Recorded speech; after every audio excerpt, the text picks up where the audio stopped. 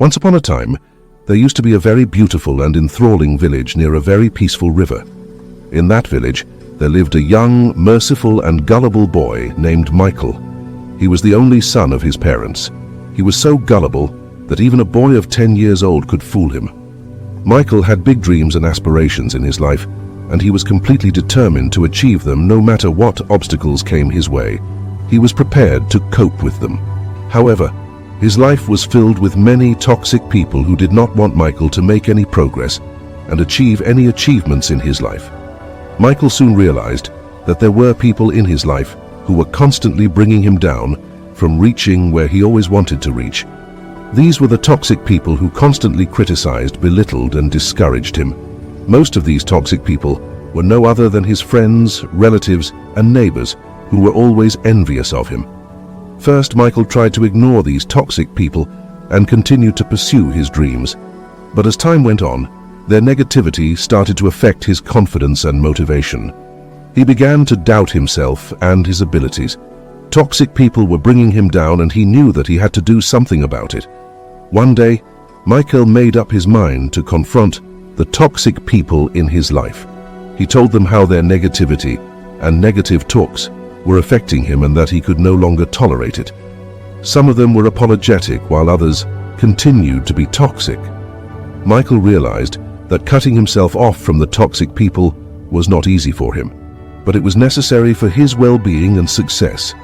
From that day on, Michael made a conscious effort to surround himself with supportive and positive people who could motivate and inspire him through his journey.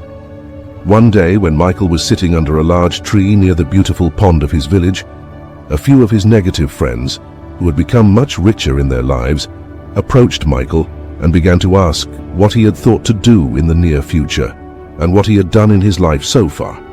At this time, Michael could say nothing to them, but he knew in his heart that those friends were his ill wishers in the guise of his friends.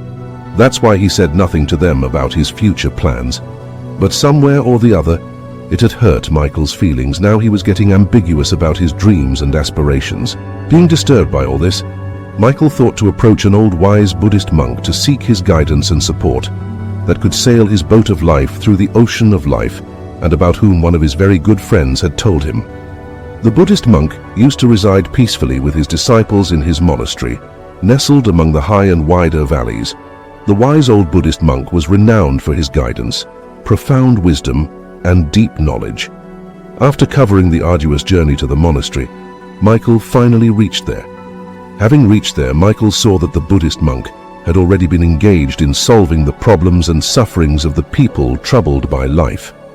Michael bowed respectfully before the monk and sat down. When Michael's turn came, he told the whole happening to the monk. He said to the monk, "Sir, people taunt, discourage, belittle, and disrespect me whenever and wherever they find any opportunity." At first, the monk went on listening to all this, and then smiled gently and said, "Michael, people start getting jealous of you. They start belittling and speaking ill of you when they find you better than themselves, when they see you getting ahead of them in life. You must be happy that people are jealous of you and say bad things to you. This shows that somewhere you are ahead of those people in the race of life." On this, Michael said, "Sir, however, please teach and guide me on how I can avoid and handle these plaguey and peace-disturbing people in my life." On this, the monk said to Michael, "My son, many people face the problem of toxic people in their life. Toxic people are those who are negative, rude, mean, or dishonest. They try to bring others down or hurt them with their words and actions. They create a lot of stress and unhappiness in others' lives. That's why today, I will tell you the 3 best ways to keep toxic people away from your life and live a peaceful life." Then, listen carefully, Michael. The first best way to remove bad and toxic people from your life is to never give your undivided attention to them. At first, these people will hurt you with their negative words and actions, and then later ask you if you got hurt.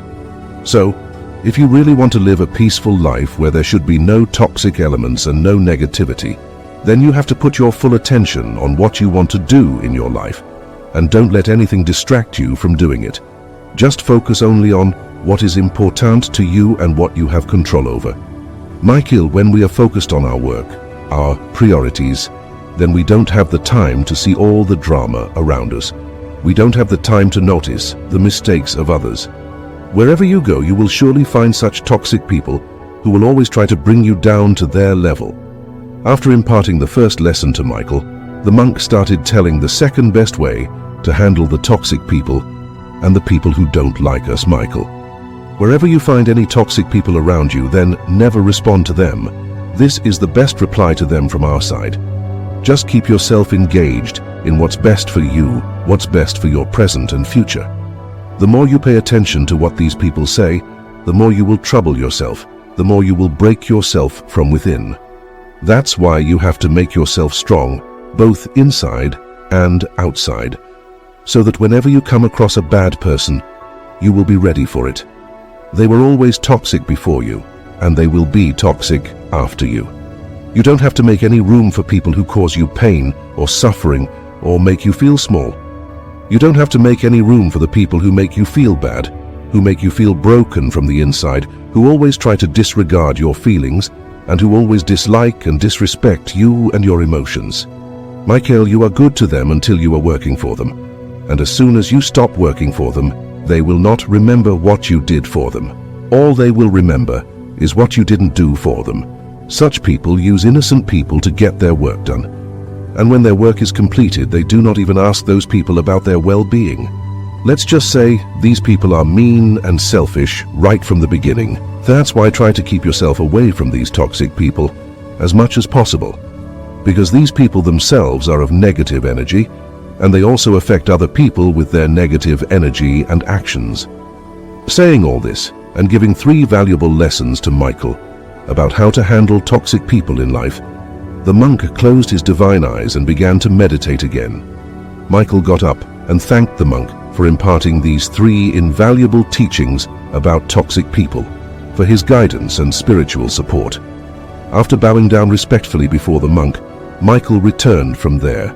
Now, whenever Michael encountered any negative person or toxic people in his village or anywhere else, he never responded to them, nor did he think about what those negative elements were saying about him, whether it was good or bad.